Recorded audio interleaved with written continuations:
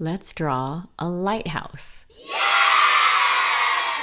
I wanted to keep today's sketch simple and practice visualizing shapes in a reference. In this photo, you'll find squares, ovals, and triangles, and it's been helpful to me to start with a thumbnail sketch to basically pull out shapes within your reference and to not look at it for what it actually is. Whether it's a lighthouse and a house in this case, or a building, just don't look at it that way at first, at least not for your thumbnails. It honestly took me a while to get in the habit of, one, to start with thumbnails, and two, to only look for shapes. Because of that, I skipped so many interesting references to sketch, but now that I look at things that way, looking for shapes, I'm more inclined to just go for it. So here, I'm starting with the pencil sketch first, making sure everything is placed properly on the page and the proportions are decent.